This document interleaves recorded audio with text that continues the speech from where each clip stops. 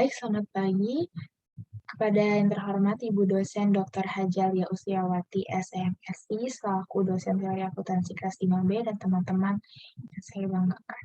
Pada kesempatan kali ini, saya Jono Iskisanti Pantau akan menjelaskan materi bab 7 tentang aplikasi pengukuran. Di sini ada akuntansi nilai dasar. Nilai pakai dapat diukur dengan nilai sekarang yang diskontokan dari kas yang diharapkan akan diterima atau dibayar sehubungan dengan penggunaan aset atau liabilitas. Seseorang kemudian dapat menyimpulkan bahwa nilai pakai adalah yang paling relevan karena mengukur arus kas yang diharapkan ke atau dari perusahaan. Namun hal ini tunduk pada kualifikasi utama nilai pakai tergantung pada bagaimana item tersebut digunakan. Dan kemudian manajemen mungkin berubah seringkali secara strategis bagaimana niatnya untuk menggunakan aset atau liabilitas. Contohnya yaitu aset modal yang mengalami penurunan nilai, yang menghadapi penurunan nilai mungkin malah disiapkan untuk dijual. Hal ini mengurangi stigma penurunan nilai, karena setiap kerugian penjualan akan dianggap sebagai persistensi yang lebih rendah. Juga, jika aset keuangan tertentu yang saat ini dinilai pada nilai pasar telah jatuh nilainya, manajemen dapat menyatakan niat untuk menahan aset tersebut sebagai investasi jangka panjang, sehingga menghindari penurunan nilai. Dengan demikian, niat manajemen adalah pasti dan bergeser untuk membangun pendekatan pengukuran berdasarkan nilai pakai. Nilai pakai juga mengalami masalah keandalan karena arus kas masa depan harus sedemikian diperkirakan. Hal ini memaparkan estimasi terhadap lahan dan kemungkinan bias manajemen. Lalu di sini ada nilai wajar, yaitu harga yang akan diterima untuk menjual suatu aset atau harga yang akan dibayar untuk mengalihkan suatu liabilitas dalam transaksi teratur antara pelaku pasar pada tanggal pengukuran. Yang idealnya yaitu nilai wajar didasarkan pada harga jual aset di pasar yang bekerja dengan baik. Namun demikian, Song, Thomas, dan Yi pada tahun 2010 ia menguji relevansi nilai dari ketiga level ini berdasarkan sampel bank Amerika Serikat tahun 2008, melaporkan hubungan positif antara harga saham bank dan melaporkan nilai wajar untuk ketiga level tersebut. Hierarki dengan hubungan positif antara aset atau kewajiban tingkat 1 dan 2 lebih kuat daripada yang tingkat 3. Mereka juga menemukan bahwa kualitas tata kelola perusahaan bank sampel mereka itu meningkat. Nah, hubungan ini semakin menjadi kuat. Secara keseluruhan, hasil ini menunjukkan bahwa relevansi nilai wajar instrumen keuangan lebih penting daripada kekhawatiran tentang keandalan, bahkan untuk tingkat 3 yang mendukung kegunaan keputusan. Dan juga, aset dan kewajiban dan nilai pasar tidak dapat diamati atau disimpulkan. Nilai wajar didefinisikan dalam IFRS 13 sebagai berikut, atau jumlah yang harus dibayar perusahaan untuk melepaskan liabilitas. Namun karena ketidaklengkapan pasar, harga pasar yang bekerja dengan baik tidak ada untuk banyak aset dan kewajiban. Menghadapi kehidupan ini, kedua standar menciptakan hierarki nilai wajar.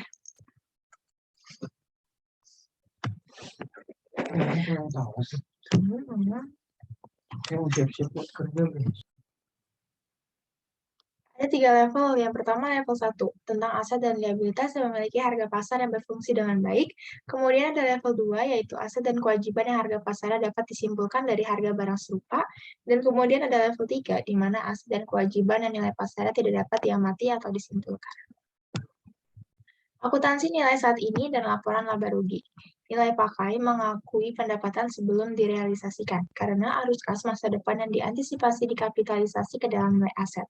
Akuntansi nilai wajar mengakui keuntungan dan kerugian saat terjadi perubahan nilai wajar. Ia mengakibatkan akuntansi nilai wajar seperti yang dilihat oleh pembuat standar merupakan upaya untuk meningkatkan sifat laporan laba rugi yang berwawasan ke depan, sehingga mengurangi keterlambatan pengakuan dan meningkatkan kegunaan keputusan bagi investor. Akuntansi nilai wajar juga meningkatkan kemampuan laba bersih untuk melaporkan ke pengurusan manajer. Kita dapat memandang manajer sebagai yang dibebankan biaya peluang dari aset bersih yang digunakan dalam bisnis. Dengan asumsi keandalan yang masuk akal, kinerja manajer kemudian diukur dengan kemampuannya untuk menghasilkan pengembalian di atas biaya modal atas biaya peluang aktiva bersih. Jika tidak, perusahaan akan lebih baik menjual aktiva bersih. Dengan demikian, di bawah akuntansi nilai wajar, laporan laba rugi mengasumsikan peran ganda pelaporan keputusan informasi yang berguna bagi investor dan membantu melaporkan ke pengurusan manajer. Di sini ada contoh pengukuran panjang, yaitu piutang usaha dan hutang, arus kas yang ditetapkan berdasarkan kontrak, opsi revaluasi untuk properti, pabrik dan peralatan, dan juga uji penurunan nilai aset tetap. Ada definisi instrumen keuangan, di mana kontrak yang menciptakan aset keuangan satu perusahaan dan liabilitas keuangan atau instrumen ekuitas perusahaan lain. Aset dan liabilitas keuangan didefinisikan secara luas. Jadi aset keuangan bisa berupa uang tunai, instrumen ekuitas dari perusahaan lain, hak kontraktual, atau untuk menerima uang tunai atau aset keuangan lainnya dari perusahaan lain untuk bertukar instrumen keuangan dengan perusahaan lain di bawah kondisi yang berpotensi menguntungkan. Kemudian, kewajiban keuangan adalah setiap kewajiban yang ada, yaitu kewajiban kontraktual untuk menyerahkan uang tunai atau aset keuangan lain ke perusahaan lain, atau bahkan untuk menukar aset keuangan atau kewajiban keuangan dengan perusahaan lain dalam kondisi yang berpotensi tidak menguntungkan. Di sini ada instrumen keuangan utama yang pertama, yaitu menentu standar sedikit mundur tentang akuntansi nilai wajar. Karena spread pada kredit default swap lebar, upaya untuk menyimpulkan nilai pasar berdasarkan biaya asuransi juga menghasilkan valuasi yang rendah. Penurunan ini dikritik keras oleh manajemen yang menganggapnya berlebihan. Misalnya ada ekonomis melaporkan paduan suara kritik terhadap akuntansi nilai wajar termasuk tekanan pada pembuat standar oleh bank yang berpendapat bahwa aset sehat telah mengalami penurunan nilai yang berlebihan dan bahwa akuntansi nilai wajar untuk aset tersebut harus tergantung. Menghadapi kesulitan ini, mereka memperkenalkan beberapa modifikasi pada tahun 2008. Menurut IASB dan FASB, mengeluarkan panduan serupa tentang cara menentukan nilai wajar saat pasar tidak aktif, yaitu tidak bekerja dengan baik. Panduannya adalah ketika nilai pasar tidak ada dan tidak dapat disimpulkan secara andal dari nilai item serupa, perusahaan dapat menentukan nilai wajar dengan menggunakan asumsi mereka sendiri atas arus kas masa depan dari aset dan liabilitas yang didiskontokan pada tingkat suku bunga yang disesuaikan dengan resiko. Alih-alih menggunakan asumsi tentang bagaimana calon pembeli akan menilai item keuangan, perusahaan dapat menggunakan asumsi mereka sendiri tentang arus kas masa depan dari item tersebut. Namun, penyusun standar mensyaratkan pengungkapan tambahan yang ekstensif tentang bagaimana estimasi nilai wajar ditentukan. Selain itu, persyaratan untuk menggunakan tingkat diskonto yang disesuaikan dengan resiko dalam periode berisiko tinggi akan menurunkan estimasi nilai kini. Instrumen yang kedua yaitu ada perubahan jangka panjang terhadap akuntansi nilai wajar. Perubahan di atas adalah tindakan sementara, karena tekanan politik dari manajemen dan regulator. Penilaian selanjutnya atas aset keuangan adalah pada nilai wajar kecuali untuk aset keuangan yang membayar bunga dan juga memiliki tujuan model bisnis perusahaan yaitu untuk menahan aset untuk mengumpulkan bunga dan pokok ini. Aset tersebut dinilai berdasarkan biaya perolehan yang diamortisasi. Perubahan nilai wajar umumnya termasuk dalam laba bersih, tetapi untuk aset keuangan yang merupakan investasi ekuitas, perusahaan dapat memilih pada satu akuisisi untuk memasukkan keuntungan dan kerugian nilai wajar yang belum direalisasi dalam penghasilan komprehensif lain kecuali aset tersebut dimaksudkan untuk dijual kembali. Instrumen yang ketiga yaitu opsi nilai wajar IFRS 9 berisi opsi nilai wajar. Saat akuisisi, perusahaan dapat menetapkan aset keuangan atau liabilitas keuangan yang biasanya dinilai dengan biaya diamortisasi ke dalam kategori nilai wajar jika hal ini mengurangi ketidaksesuaian. Di mana ketidaksesuaian yaitu volatilitas laba yang melebihi volatilitas real yang dihadapi perusahaan. Perubahan nilai wajar aset dan liabilitas yang ditentukan berdasarkan opsi nilai wajar termasuk dalam laba bersih. Untuk mengurangi potensi ketidaksesuaian, perusahaan dapat mengadopsi opsi nilai wajar untuk hutang jangka panjangnya, sehingga kedua sisi lindung nilai alami dinilai wajar. Dengan keuntungan dan kerugian keduanya dimasukkan dalam laba bersih yang berdasarkan IFRS 9, yaitu penggunaan opsi nilai wajar yang dibatasi. Kemudian ada penyisihan kerugian pinjaman. Hasil kedua dari proyek IASB untuk menggantikan IAS 39 yaitu proposal untuk merevisi aturan pengakuan penurunan nilai aset keuangan yang dinilai dengan biaya perolehan diamortisasi, seperti piutang pinjaman. Proposal yaitu memasukkan kerugian kredit yang diharapkan dalam perhitungan arus kas masa depan yang diharapkan untuk piutang pinjaman, sebuah proses yang disebut penyisihan kerugian pinjaman. Jika suatu aset dinilai berdasarkan kerugian kredit ekspektasi seumur hidup dan resiko kreditnya secara berurutan dipulihkan, akuntansi kerugian kredit ekspektasi awal 12 bulan dapat dipulihkan. Pada saat penulisan, versi final dari standar penurunan ini tidak diketahui, terutama karena tidak jelas apakah akan digabungkan dengan standar FASB, akan menarik untuk melihat sejauh mana standar akhir memperdagangkan relevansi dan keadilan. Tetapi sejauh itu, mempercepat pengakuan kerugian penutupan nilai, standar baru akan mewakili langkah penting dan mudah-mudahan bermanfaat menuju perspektif pengukuran. Kemudian ada nilai wajar versus biaya sejarah. Model AC dengan demikian memprediksi bahwa akuntansi biaya historis lebih disukai secara sosial daripada nilai wajar, karena menghindari kemungkinan penularan keuangan dari satu industri ke industri lain ketika industri memiliki aset serupa yang sama. Tetapi, model AC membantu kita untuk melihat bagaimana kesulitan keuangan dapat menyebar ke seluruh industri jasa keuangan.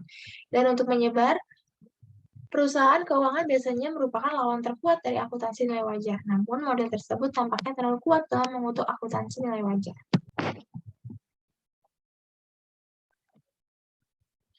Ada resiko likuiditas dan kualitas pelaporan keuangan.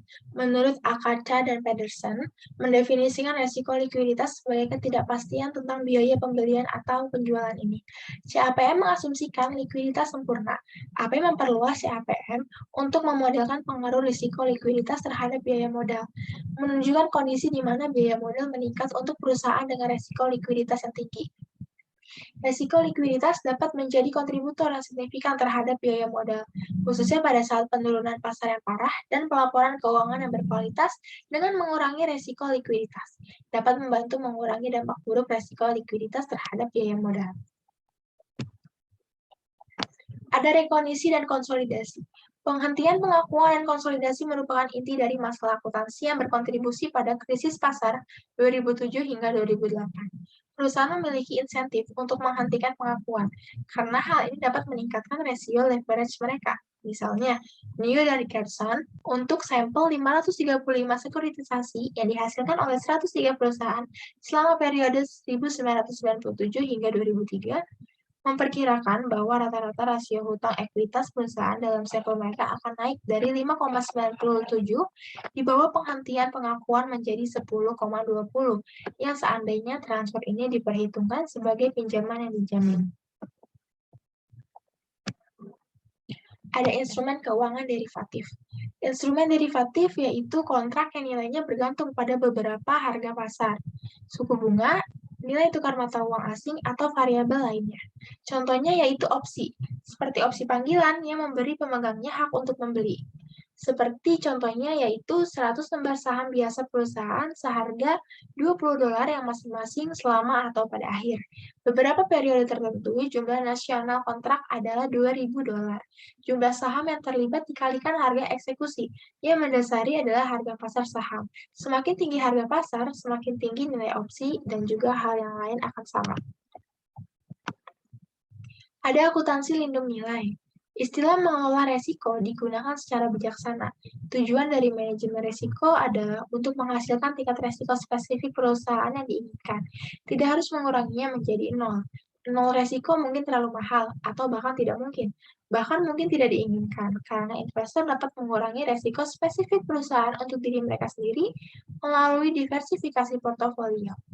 Dan juga keuntungan atau kerugian atas item lindung nilai dan kerugian atau keuntungan atas instrumen lindung nilai, keduanya dapat dicatat dalam pendapatan bersih sewa saat ini, yang kemudian mencakup kerugian atau keuntungan yang direalisasi hanya jika lindung nilai tidak sepenuhnya efektif. Lindung nilai mungkin tidak sepenuhnya efektif karena mungkin tidak ada instrumen lindung nilai yang sepenuhnya mengimbangi keuntungan atau kerugian item lindung nilai.